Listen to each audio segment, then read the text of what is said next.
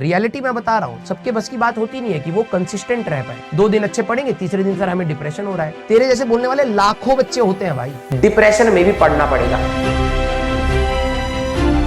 Subjects है, सारे subjects, सारे, मैं हंसी मजाक में तो कभी कभार ऐसे बोलता हूं, लेकिन आपके सारे सब्जेक्ट्स आपसे बहुत एनर्जी मांगेंगे। आप हल्के फुल्के में नहीं कर सकते, ठीक है। मैथ्स भी बहुत ज्यादा एनर्जी मांगेगा, केमिस्ट्री भी बहुत ज्यादा मांगेगा, और आपका फिजिक्स भी बहुत ज्यादा मांगेगा। अब ये सबके बस की बात होती भी नहीं है। रियलिटी मैं बता रहा हूँ, सबके बस की बात होती नहीं है कि वो कंसिस्टेंट रह पाए। 2 दिन अच्छे पढ़ेंगे, तीसरे दिन सर हमें डिप्रेशन हो रहा है। तेरे जैसे बोलने वाले लाखों बच्चे होते हैं भाई। डिप्रेशन में भी पढ़ना पड़ेगा अगर तेरे को सिलेक्शन चाहिए। सीधी सी बात है, तेरे को अगर रोना पीटना है उसमें भी पढ़ना पड़ेगा, और कोई चारा नहीं बचता है यहाँ पर, ठीक है। कोई चारा नहीं बचता है। हर चैप्टर में कुछ आसान पार्ट है, कुछ कठिन पार्ट है। तुम हर बार कठिन पार्ट के ऊपर ऐसा एक एटीट्यूड बना लोगे कि यार ये तो मेरे को पढ़ना ही नहीं, ये तो मेरे लिए दिक्कत है। तो तू ये सोचना भाई, जो बंदा टॉपर बनता है, तेरे को वैसे तो सपने बहुत अच्छे अच्छे आते हैं, है ना। तुम हमेशा सोचते हो कि यार मैं अच्छी जगह पर, वो हो जाएगा, ये हो जाएगा। टॉप 500 के जो बच्चे होते हैं ना, उनका कुछ वीक नहीं होता। पहले समझ ले, पहले समझ ले। मैं क्लियर बोल रहा हूँ, इतने सालों का एक्सपीरियंस है, क्लियर बोल रहा हूँ। किसी के लिए डिमोटिवेशन हो, और किसी के लिए मोटिवेशन हो, मेरे को फर्क नहीं पड़ता। रियलिटी में तेरे को मुंह पे मार देता हूँ। पहले जो टॉप 500 में बच्चे आते हैं, उनका कुछ वीक नहीं होता, ना फिजिक्स, ना केमिस्ट्री,